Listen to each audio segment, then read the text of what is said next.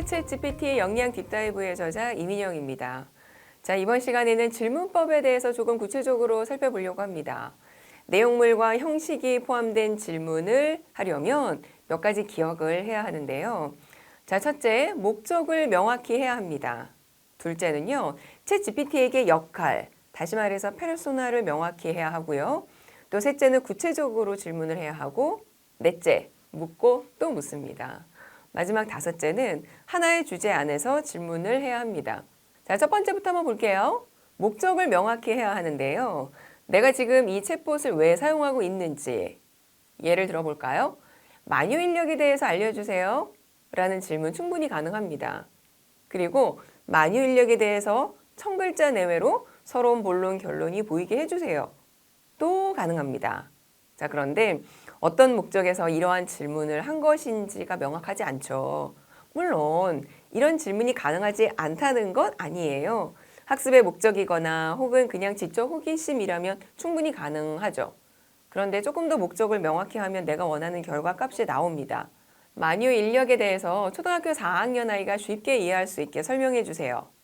혹은 쉽게 이해할 수 있도록 사례를 들어서 설명해 주세요. 라고 하면 더욱 적합한 결과값이 나온다는 거죠. 자, 둘째는 역할을 부여해야 하는데요. 바로 챗GPT의 페르소나를 입혀주는 겁니다. 취준생의 입장에서요. 챗GPT를 활용해서 취업 준비가 가능하겠죠. 뭐 예를 들어서 나는 땡땡그룹 임원 면접이 예정되어 있어요. 어떤 질문들이 있을까요? 가능합니다. 자, 그런데 이 질문보다는 땡땡그룹 임원의 입장에서 최종 면접에서 지원자에게 할 만한 질문 10개만 뽑아주세요. 자, 바로 역할을 부여한 질문입니다. 자, 그렇다면 답변도 요청을 할 수 있을 텐데요. 임원 입장에서 어떤 답을 원할까?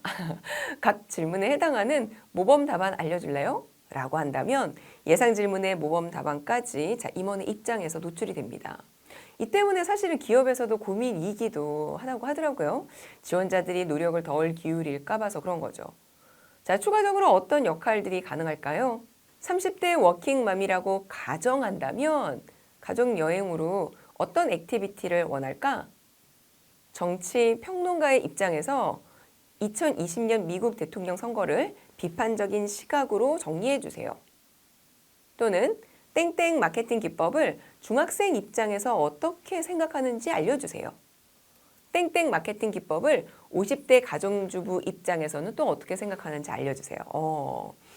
자, 같은 내용이어도요. 대상을 서로 다르게 설정을 하면 그에 맞는 답안을 도출해 줍니다. 셋째는 구체적인 질문을 해야 하는데요. 서론, 본론, 결론이 명확하게 나오도록 천자 내외. 이런 식으로요. 분량도 정하고 형식도 알려주는 것이죠. 자, 뿐만 아니라 내용 면에 있어서도요. 충분한 내용을 프롬프트에 입력을 하면 더욱 자세히 답변이 도출되기도 합니다.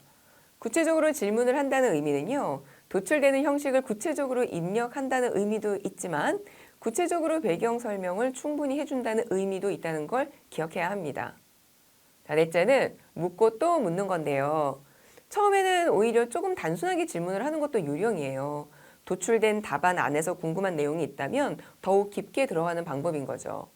검색창에 검색을 할 때도요. 검색어를 입력을 하고 도출된 내용을 살펴보면서 이 검색어를 수정하잖아요. 챗GPT도 마찬가지입니다. 또 챗GPT는요. 하나의 질문에 여러 답변을 받아볼 수가 있는데요.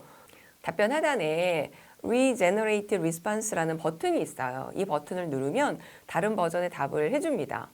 자, 여러 개를 도출해서 나에게 적합한 답변을 찾으면 됩니다. 자, 마지막은 하나의 주제 안에서 대화를 이어나가야 하는데요. 챗GPT는 하나의 주제 안에서 계속적으로 연결된 질문이 가능합니다. 그러니까 예를 들어서 임진왜란에 대해서 알려줘 라고 질문을 한 후에 다음 질문은 위의 내용을 4학년 아이에게 설명할 수 있도록 설명해줘. 이 질문이 가능하다라는 겁니다. 그러니까 앞에 대화를 기억을 하고 있어요. 자, 그런데 임진왜란 이야기를 하다가 갑자기 여름 휴가 계획에 대해서 대화가 나누고 싶어졌어요. 올여름 휴가지로 어디가 좋을까 추천해 줄래? 이러면 챗GPT가 답은 해줍니다. 하지만 나중에 해당 대화를 연결해서 진행하고 싶을 때 가능하지 않을 수도 있거든요. 자, 다시 설명을 해드릴게요. 챗 GPT 화면을 보시면 좌측 상단에 뉴 챗이라는 곳이 있습니다.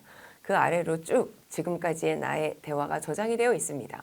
자, 그렇다면 하나의 주제를 하나의 채팅창에 진행을 했다면 나중에 언제라도 다시 연결해서 대화를 할 수 있다는 것이죠. 자, 우리 인간은 예전에 했던 대화 내용 잘 기억을 하지 못하거나 혹은 왜곡을 해서 기억을 할 때가 있습니다. 자, 그런데 챗 GPT는 나와의 과거 대화를 기억한다는 것이죠. 자, 저는 제 책에 이 질문 리스트를 작성을 해 두기도 했는데요. 사실 챗 GPT의 사용 경험이 쌓이게 된다면 딱히 이런 질문 리스트 혹은 프롬프트 엔지니어를 고용하지 않더라도 사용법에 대해서 익숙해지리라는 생각이 듭니다. 자, 지금 막 시작을 하는 시점이니 이런 안내도 드리게 되는 것이고요. 저는 다시 한번 강조를 하는데요. 타이핑 몇 타보다 어떤 컨텐츠가 있느냐가 더욱 중요하다고 생각을 합니다.